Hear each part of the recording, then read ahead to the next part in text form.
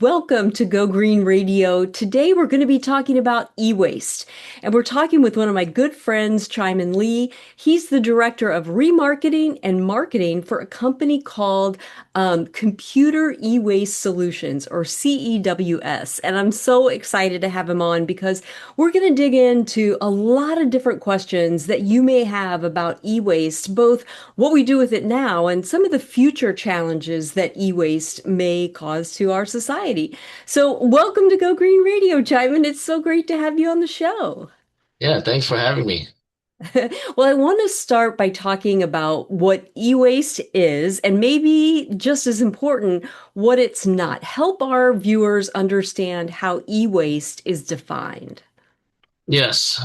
So e-waste, if you think about it in general terms, it's anything that plugs into the wall or uses a battery, right? But it's a little bit more than that to us because for us, we separate into multiple categories, but we like to lump e-waste as just one category for the public to understand. But for us, there's a lot of reuse value in it. So let's say laptops, computers still have a second life. Our goal is to, wipe the data to ensure that our customers' data is protected and their privacy is protected, but then we like to reuse it and put it into the secondary market. And then also parts, like let's say a computer might look damaged from the outside, but we can harvest parts and extend the life of those parts as well. So there's multiple layers of, e-waste, but there's the end of life e-waste. That's the part that we actually recycle. But I like to think of the reuse part and the repair part as also under this umbrella of e-waste. Yeah, and that's really helpful. I think for everyday people, when they see a flyer that maybe there's an e-waste collection in their town or something, Mhm. sometimes it can be confusing. What do I bring? Yeah. And so that really helps. Is there anything else that you would tell folks to think about when they're collecting things up for an e-waste collection day? Mhm. Well, like the gold standard is just anything that plugs into the wall or uses a battery, and you let the e-waste companies like us to sort it out and filter out what's reusable and what's not. And then we can deal with the e-waste properly by recycling at a shredding facility. So that's, we try to make it easy for the public to understand. Um, Yep. One other piece is our Tech for Good program, where we refurbish laptops to give away to low-income families. And that's, um, for the public, they may not know that certain companies do that. So we like to promote that at our events where we want actually more laptops so that we can donate to nonprofits. I love that chime in. And I will tell you, with my nonprofit, the Go Green Initiative, we work with school districts Mhm, throughout the country. And it is amazing, even after COVID, when so many kids were going to school online for months, that mhm. there is still such a digital divide. So I really appreciate that. And we'll talk about that more in a little bit. But Yeah. help us understand, just the everyday person, what the challenges are in terms of what e-waste can do to the environment. Why is this a big deal? Yeah. So e-waste, it's the US generates about 14 billion pounds of e-waste per year. And in the e-waste, there's like heavy metals, lead, mercury, cadmium, and all of that bad stuff. So if the e-waste is dumped into landfills, the rainwater could get absorbed into those toxic materials and leach into your groundwaters. So that's one of the biggest problems with e-waste. And I'm sure a lot of folks back in the 2005, they see like e-waste being exported to Asia or places like that and being dumped into the river. Nowadays, the industry has gotten more advanced, so there's a lot less of that material going out to Asia. It's being processed more domestically in the US. So, like, for example, California has really strict laws on dumping e-waste. And maybe about, I want to say, half of the US also follows California in some sort of laws or EPR focused policies so that it prevents people from dumping e-waste into the landfill.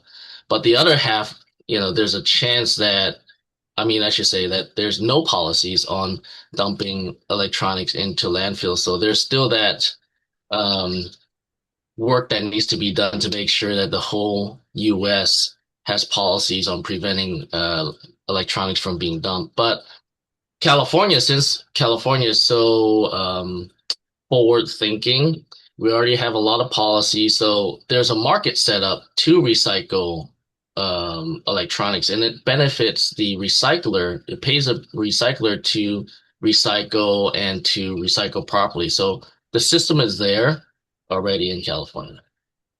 That's so awesome. I mean, and it makes me really proud as a Californian that, we have those environmental protection and ultimately human protection laws on the books. Speaking of recycling, walk us through how you ensure that electronic waste is recycled properly. What actually happens behind the scenes to do that? Yeah, yeah. So how we ensure that electronics are recycled properly is through our very strict policies, right, in our company. So we ensure that the electronic is first transferred from the customer's location to our secure warehouse. And once it's transferred there, we have a very strict chain of custody. And when those devices are transferred into our system, we sort it and identify what is reusable and what's not reusable, right? Anything that is not reusable, it gets sent to our downstream. The items that are reusable, we will have our technicians go and wipe the data, ensure that the company or personal info is all wiped off of the system, even stickers and things like that, and prepare the unit for a wholesale market. And that's where it will have a second life to go into either a school or nonprofit to be used again. But our recycle stream, so our recycle stream, then it gets further processed where we could maybe harvest parts, like for example, old hard drives. For us, 1 terabyte hard drives is like nothing anymore. That's like not even we can't even store our pictures. So, but there is a second life for those 1 terabyte hard drives because then we can harvest those from old computers or even old cable boxes, and there's a market for that, after we wipe the data. Same thing for like printers, laptops, and just a variety of other electronics. There's a second life, and we have the network to market that to because we have over 500 buyers that's willing to buy certain types of categories. So that's the wholesale channel, and then we go down to the recycle stream. Our Phoenix facility has a state-of-the-art recycling shredding machine. So all of our e-waste gets sent over there to be shredded.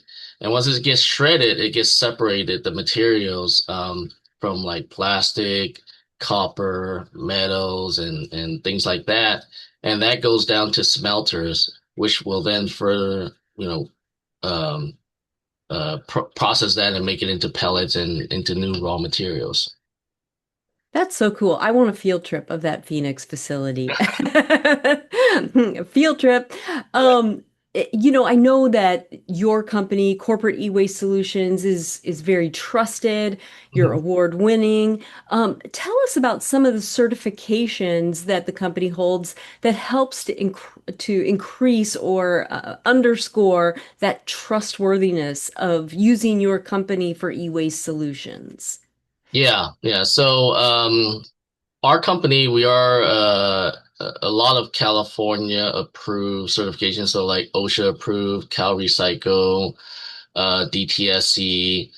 We also are ISO certified. So ISO 9001, 14,001 and 4500. And then our downstream partners, the ones that, work at smelters or buy some of our e-waste material, those are R2 certified companies. So they will process it based on the R2 standard.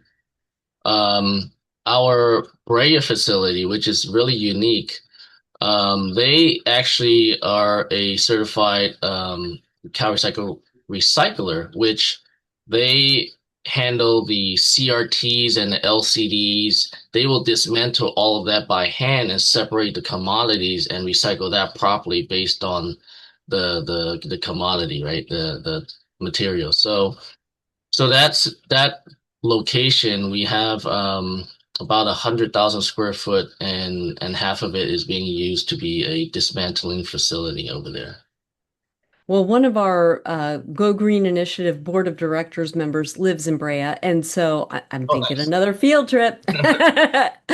We love to see how the world works, and so yeah, we'll talk about that. But you mentioned a little bit about your Tech for Good program, but tell us more about your company's refurbishment program. Okay, yeah.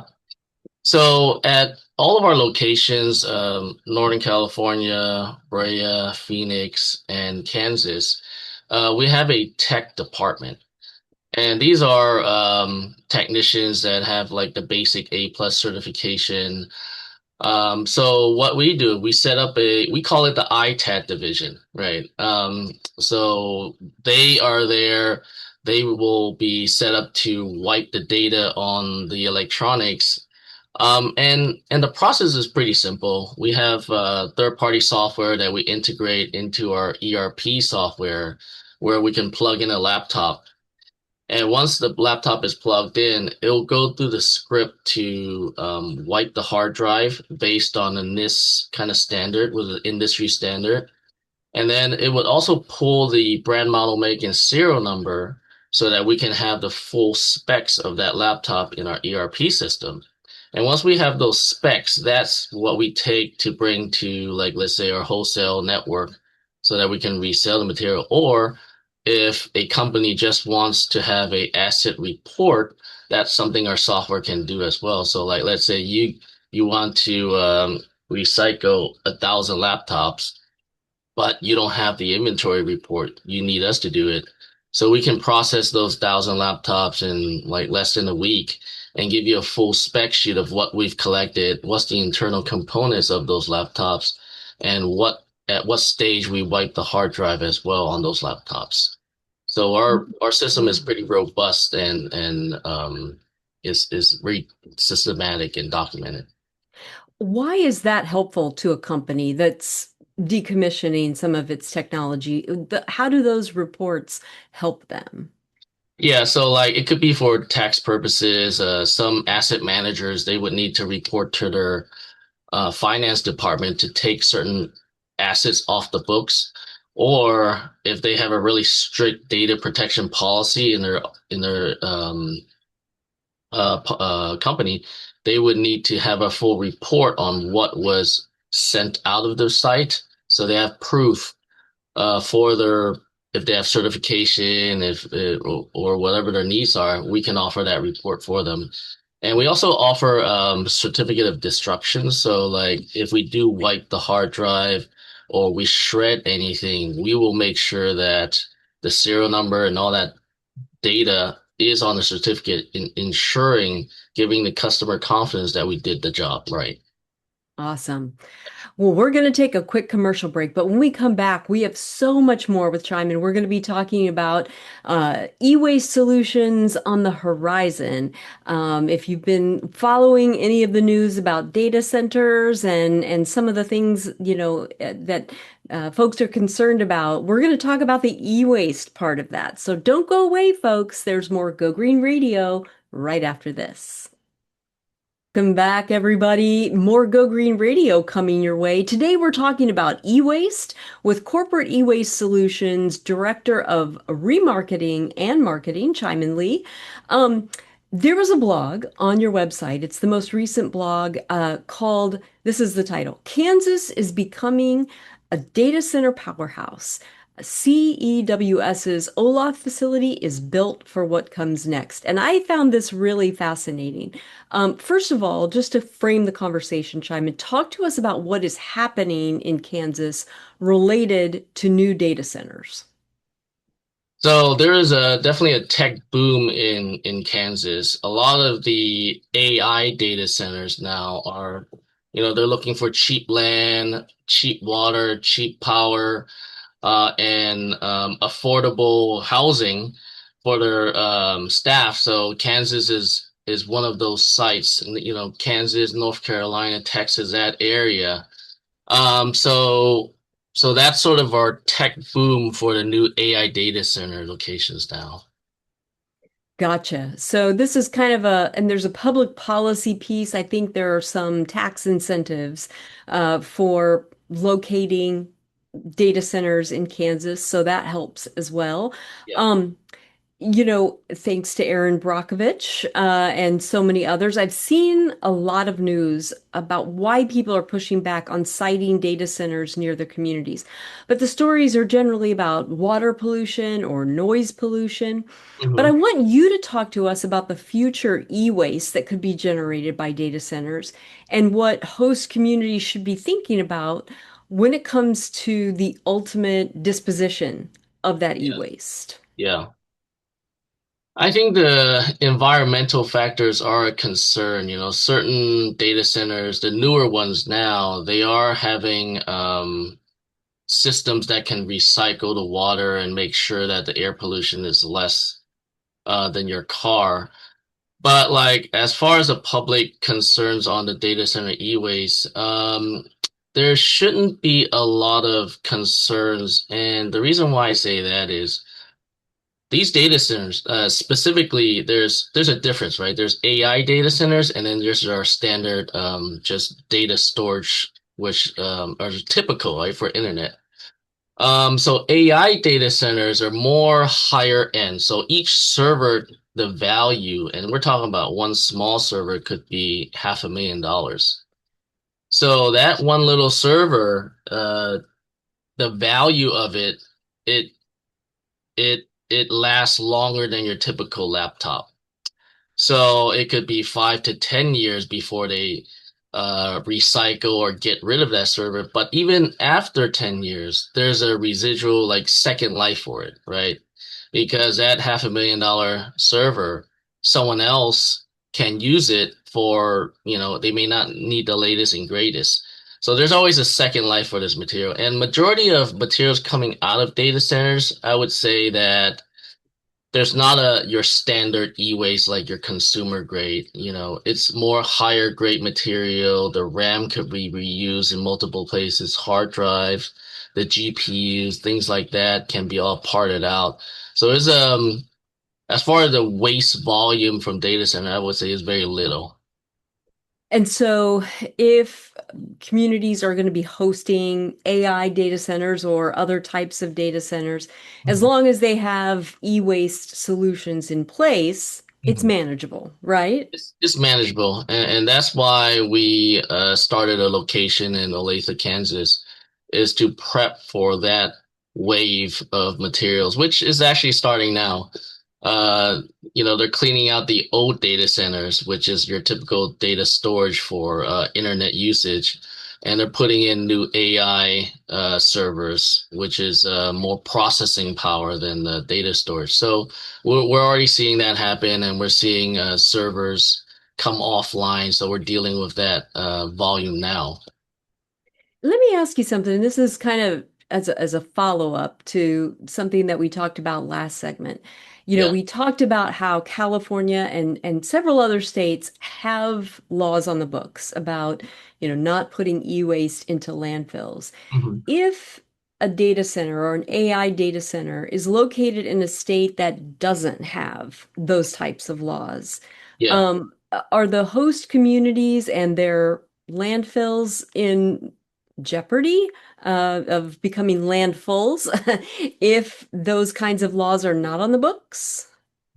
I think yes, that could impact it, but typically the value of the secondary market on those data centers, there's more than enough e-waste companies going to target them, there's a different category, right? There's e-waste is kind of end of life, and then ITAD, which is information technology asset disposition. That's a secondary kind of like the resale market. That's what they call it.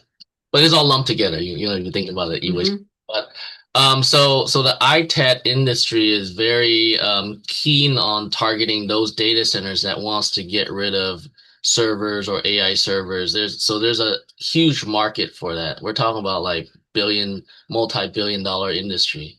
So I wouldn't worry about those data centers being dumping AI servers into the landfills. They want to recoup some of those asset value for sure.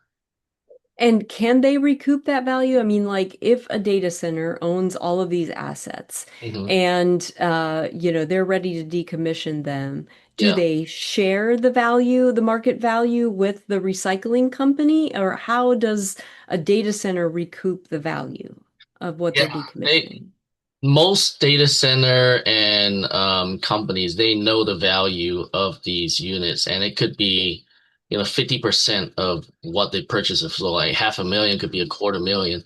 So it's a tough industry, but I want to say that the e-waste or the ITAD companies would make anywhere from like 20 to 30% off of that, Hmm. if they're lucky. More like maybe 10%, depending on the ones. But overall, there is money to be made in that industry, and it helps drive more companies to do the right thing, right, and extend the life of those electronics. That's encouraging and good to know.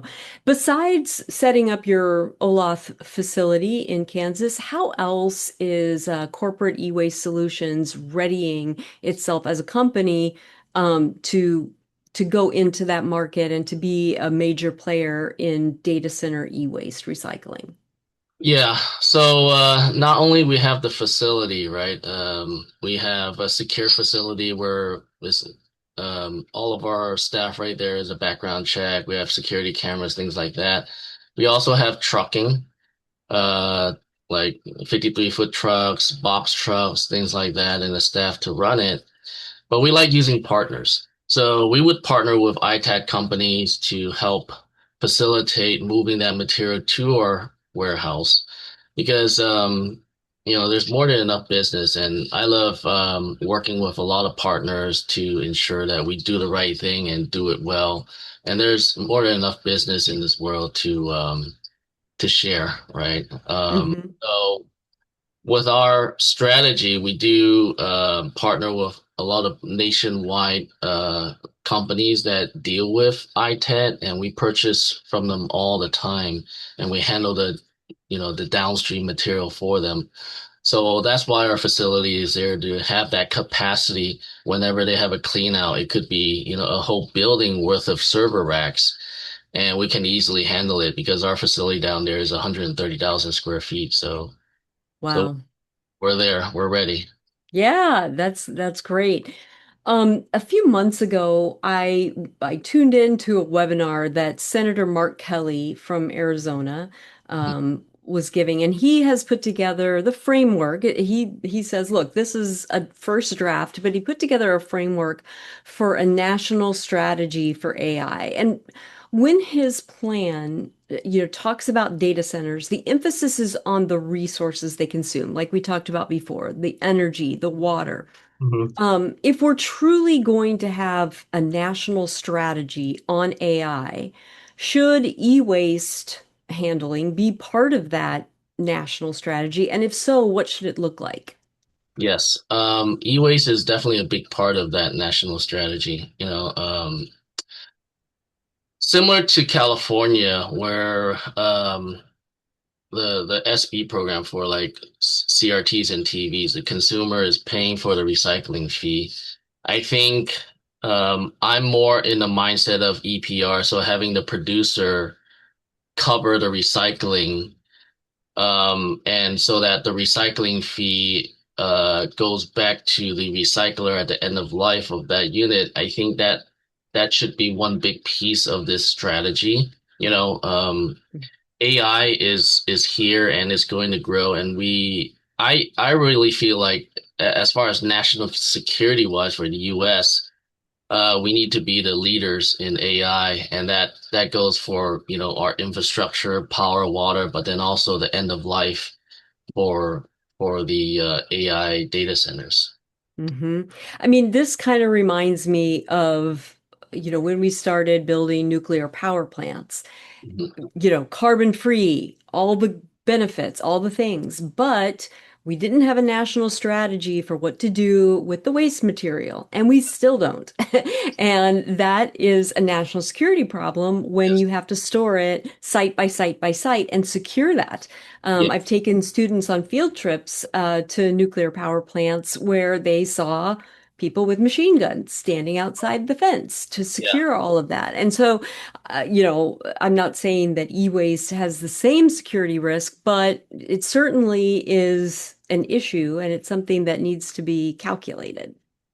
Yeah, definitely. Well, also, you think about like the data on those drives. Yeah. Like you don't Yeah. want that going anywhere that maybe it could be proprietary data. You want to properly dispose of that and make sure that your data is shredded properly. So that's something that the e-waste companies can handle. Yeah, that's a great point. Now, you've mentioned ITAD, and I Yep. want you to tell our listeners what that stands for, and then also tell us about the ITAD Europe 2026 conference and why it was so important for corporate e-waste solutions to be there. Yeah. So the ITAD industry is the secondary market for electronics, right? It stands for Information Technology Asset Disposition. Um, it's a very interesting name, but it's a good name. And so the ITAD industry it goes hand in hand with e-waste, right? So that's sort of our reuse aspect of the business. And the reason why we needed to be in ITAD Europe. So ITAD Europe is a new conference that was set up. It's in Nice, France. And we have a lot of European partners that are there. Usually we go to the ITAD summit they're either in Vegas or Miami. So we have our presence there and we talk to our clients. Some clients can't make it across the water. So we go there to meet with them, to network with them and talk about how we can help them with their US clients. And hmm that's sort of the reason why is we're there to support our European partners to ensure that they understand we're here to support them. We have multiple facilities in the US and we can handle the US domestic market for them. That's great. And it doesn't hurt that it's in Nice. I mean, pretty cool. But no, there's definitely a business strategic reason to be there. We are going to take a quick break, but when we come back, we're going to be talking more about data security, IT infrastructure, and some of the other issues that Chiman's company deals with. And so don't go away, folks. There's more Go Green Radio right after this. Welcome back to Go Green Radio. So glad that you could all join us. We're talking about e-waste, and we're talking about a company that specializes and is very trusted to deal with corporate e-waste solutions. In fact, that's their name, Corporate E-Waste Solutions. And we're joined today by their Director of Remarketing and Marketing, Chiman Lee.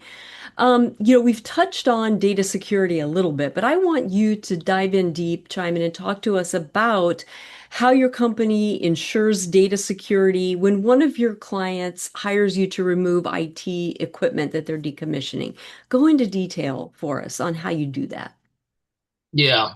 Um, so how we ensure data security is that we have a strict chain of custody whenever we transport the electronics from the client site to our site.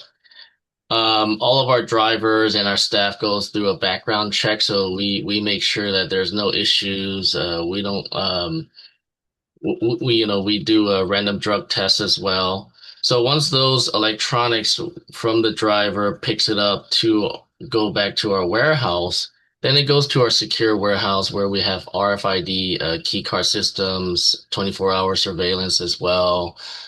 We have a pretty robust system where we track all of the items coming in. So our ERP system is built to track everything down to the part from that customer. So it would first have an order number. Each item that comes out off of that truck will have its own unique barcode. So we would track the item down to that level. And then once we assign a barcode to each unit, then that unit will go to our tech department where they will wipe the data and remove sort of any branding from the company or asset labels. That tech department will then wipe the data based on industry standard, which is a NIST 888. And that data will be wiped, and we have a record of that data wipe so that we can provide to our customers stating that we have a certificate of destruction. These are the units that we wipe. Here's a serial number, and that gives our customer the confidence that we did the job right. So that's sort of our process in a nutshell. Do you guys have to have, I can't say that I know if this is regulated or not, but do you ever have to have any sort of third-party inspections that what you say you're doing is what's happening? Do you have to recertify or anything like that? Yeah, we have audits, annual Okay. audits, once in a while based on the certifications. So the ISO, they come out and do the annual audits, and then we submit documentation to them as well. So there's a Mm-hmm.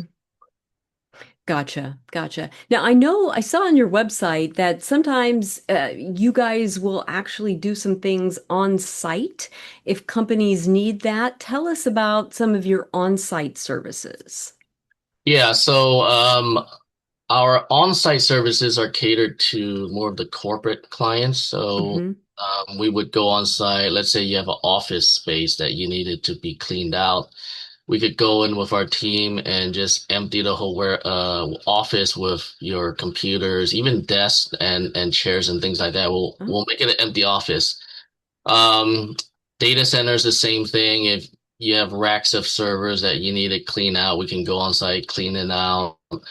We can provide on-site data destruction.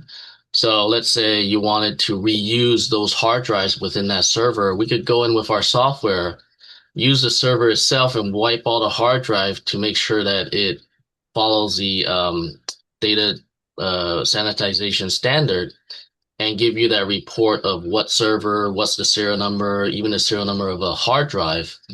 But some companies might want to go a little step further.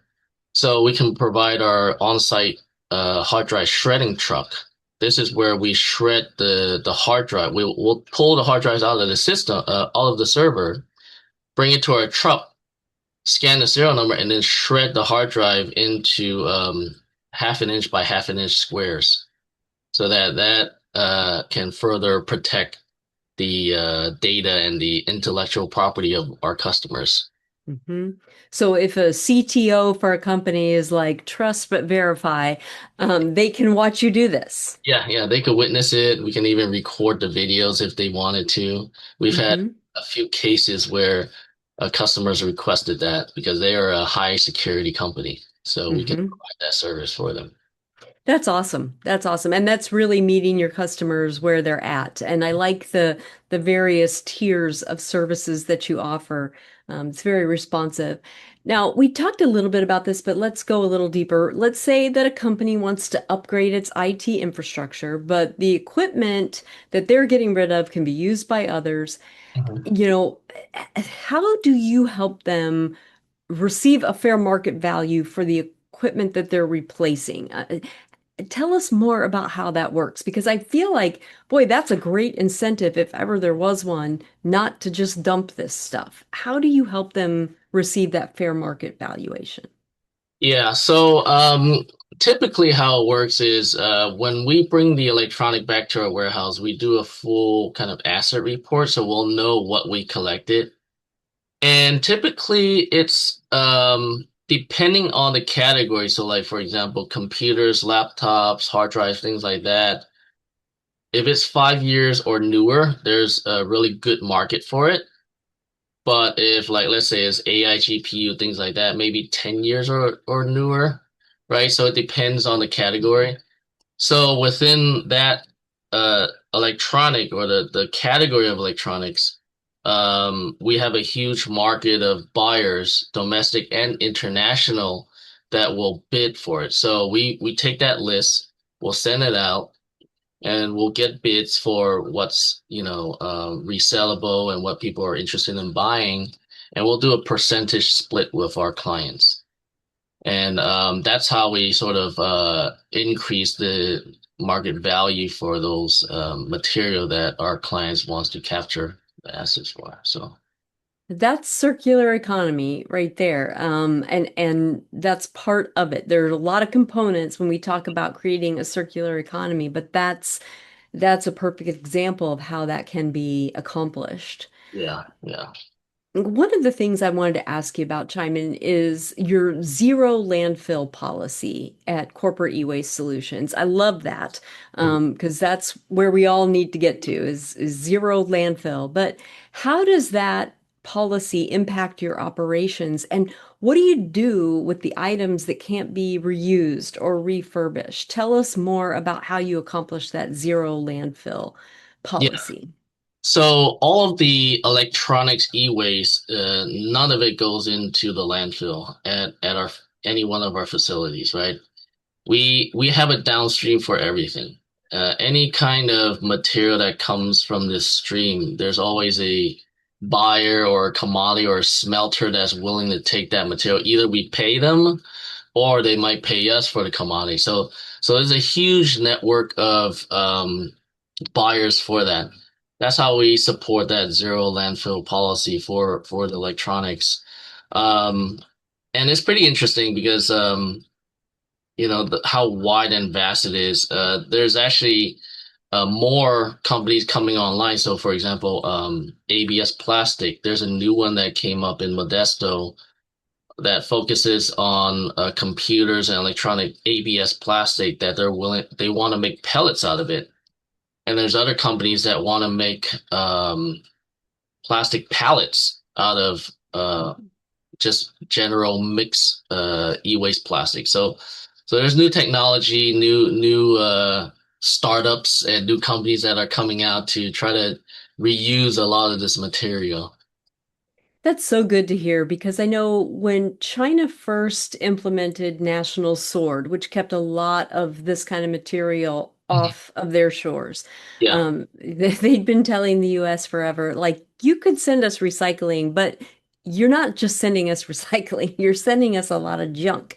yeah, And you can't do that anymore. And so I was hoping at that time, I remember that a lot of folks in the US waste industry were like, oh gosh, now what do we do? Because we yeah, didn't have the domestic infrastructure to no, handle a lot of this stuff yeah, on shore.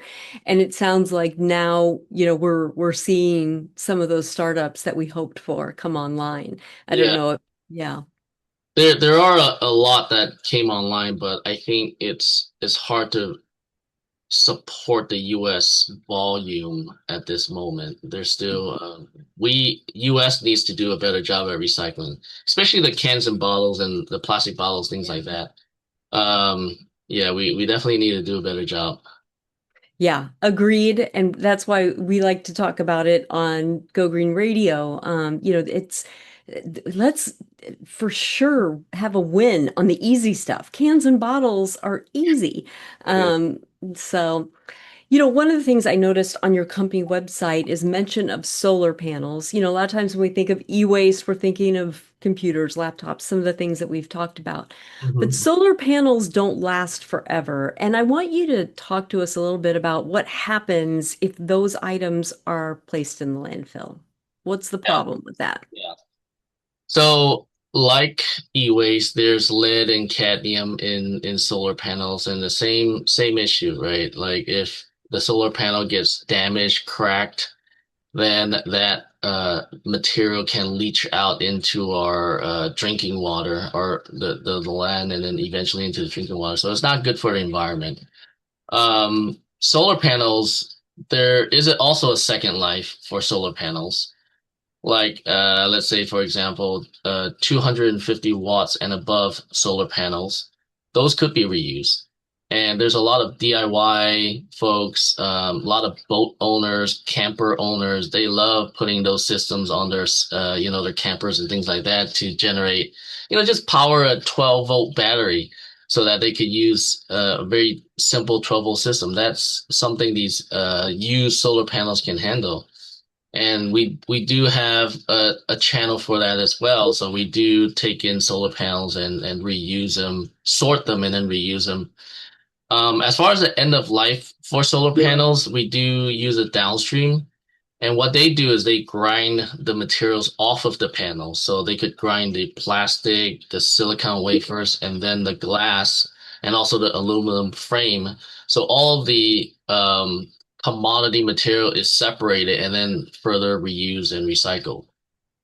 That's really encouraging. One of the things that I've been watching is this movement to try and put solar panels out in rural areas, just creating fields of solar panels. And one of the things that I've been tracking is the age and size of their local landfills, because besides the fact there's a lot of valuable material in solar panels, Mhm. and besides the fact that there are things that could, adversely impact the environment with those solar panels, they're big and they take up a lot of space. And when landfills become landfulls, then you've got a whole new issue for communities to solve in terms of what happens to their waste and their land use. And that's very important in rural areas.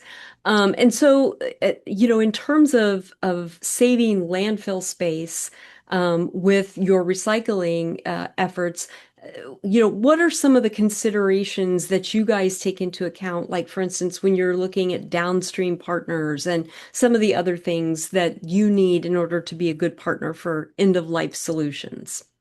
Yeah. So most of our downstream partners, we do a full audit and a on-site check. Um, like for example, the solar panel recycling company. I flew down to SoCal to personally take a tour of that facility and talk to their team and saw the actual machine in action. And it was a very impressive machine. The machine came from Taiwan and it's sort of proof of concept, but they made it work. And now they're shredding properly recycling solar panels versus the other model is to shred it and send the materials to smelters. So that model is a lot better, and that's why we chose this partner versus the shredding model, because it actually reuses the material versus shredding it and smelting it. Yeah. I love that. And I mean, let's face it, even just thinking about the aluminum frames that you mentioned, I mean, you know, once you mine that out of the earth and put it into a product, Mhm. it's so much better for the environment to reuse that aluminum rather than all of the environmental impact of, digging it out and getting it ready for commercial use. I mean, again, the benefits of a circular economy. Yeah. We're going to take a quick break, but when we come back, we have much more. So don't go away, folks. There's more Go Green Radio right after this. Welcome back to Go Green Radio. We are so pleased to have Chaiman Lee on the show with us today. As I mentioned previously, he is the director for remarketing and marketing for a company called Corporate eWaste Solutions, CEWS. If you want to check out their website, and you should, it's cews.com, and you will find a wide variety of services and information that you need in order to learn more about how they recycle e-waste. China, I'm wondering, how can communities partner with corporate e-waste solutions to address e-waste in their areas? Yeah. We have a number of programs that can the community can help out. We have collection events. We also have a program called Tech for Good. So for the community drop-off events, let's say if the city or county wants to offer a free e-waste collection drive, that's something that we could coordinate with them. City of Daly City is one that we recently processed, and I think that was back in May where we partnered with the city, we partnered with the North Bay Conservation Corps, and we provided free e-waste recycling to the city. And I think we collected over one trailer full of electronics, so it was a lot of volume in Daly City. So we do that annually over there. In Brea, SoCal, we have weekend events. Probably every Saturday and Sunday is booked right now. And if cities and counties wants to reach out, we can expand and have more events. But if the community just wanted to drop off at those collection events, go to our website or social media, and they can just find the locations and drop off anything at those sites. Very cool. Very cool. Because I know you, and I know we share a lot of values, around social justice and helping communities. You've referenced tech for good, but I think there's an even bigger issue. And I'd like to ask you this question in a certain way. How does corporate e-waste solutions help address digital equity? Yeah, digital equity is a big problem, especially in this day and age, right? We have such easy access to computers and the internet, but not everybody has that. And it's actually it's sort of like a luxury, right? So back in 2020, I came from the nonprofit world, right? I came from Goodwill. I worked in the warehouse environment. I saw folks on the recycling line and the sorting line, and they just wanted to get out of that minimum wage job and they wanted to have more education. And I saw that divide firsthand. Like they don't have access to laptops back then. So coming to CWS, I felt like there was such a huge gap and I wanted to fill that gap. And luckily our CEO very supportive and supported me in creating the Tech for Good program. Since 2020, we gave away over 3,000 laptops.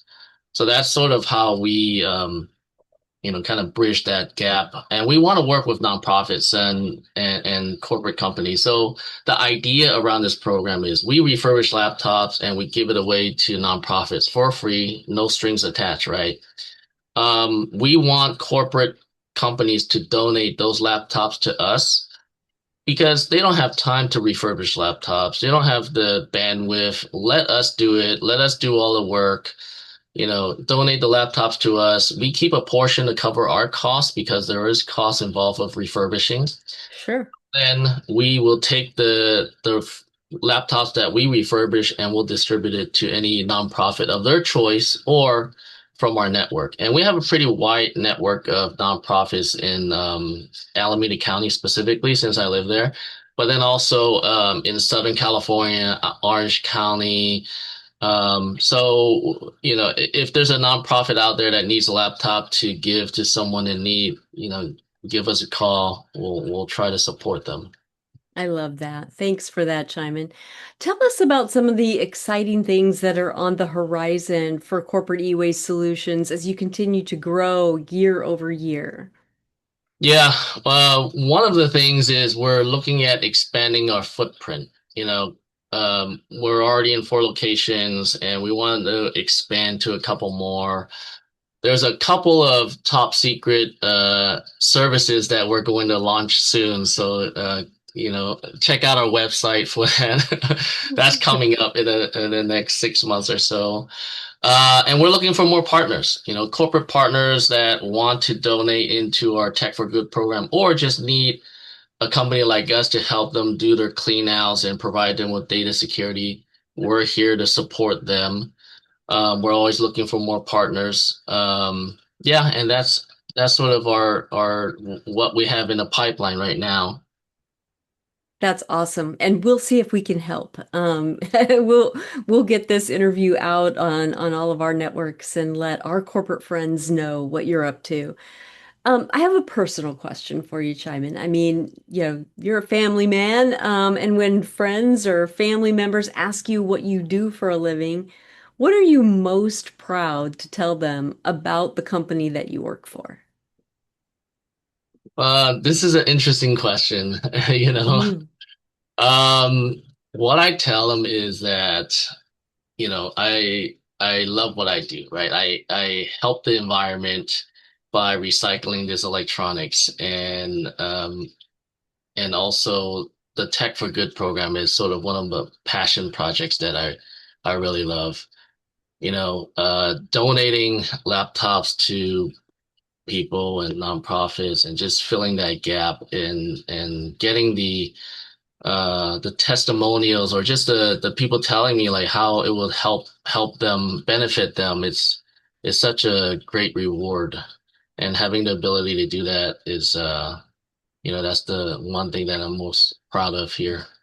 Hmm. There are a lot of listeners out there for Go Green Radio who are young, maybe college students or young adults who are early in their career. And they want to do something. They want to have a job and a career that is, we used to call them green jobs, but they want to do something that promotes sustainability, promotes a more just and healthy planet. And Mhm. based on your career path, what advice do you have for them? Because, sometimes they look at a job like yours and they're like, how do I even get there? What education do I need? What do I do? Yeah. Give them some advice. Um, for I have two kids, right? Two boys, and one's in both of them is actually in high school. One's planning on going to college, and he needs some direction as well. And sometimes I tell him, just go out and explore, try different things, right? Like if you go to one job, you don't like it, go to another job, try different industries, but then also volunteer. One of the things that I do on my personal time is I volunteer a lot, right? I volunteer on boards, I volunteer in nonprofits, and my world, I kind of try to volunteer more sustainability and focused on environment or workforce development type uh, nonprofits. So that's where you can also learn more is volunteer at a nonprofit that's based on your industry or your interest and learn more about it and just expand your knowledge through that. That's free. It just takes your time, but you're learning. That's great advice. I've asked a lot of our guests that same question, and volunteering, that's the first time that that's come up, and I love that advice. I've got one more question for you, Chimon, and I'm sad that our time is almost already completed. This went by so fast. But in the final moments that we have left in the show, what parting thoughts would you like to leave with our viewers about e-waste or about your company? Um, I would say just, it doesn't have to be our company. It could be any company. Just recycle properly, right? Find the right companies that's doing the right thing. Recycle your electronics so that doesn't go to landfill. And any laptops or mobile devices you have, just donate it to similar programs like Tech for Good. Extend the life, do something good with that used electronic. Great advice. Thank you so much, Chimon, for joining us. And thanks to all of our viewers and listeners for joining as well. We'll be here same time, same place next week with more Go Green Radio. Until then, have a wonderful week and do something in your life to go green. All clear. Great show. Thank you. Thanks, Jordan. I hope you have a good weekend. It's not too monsoony.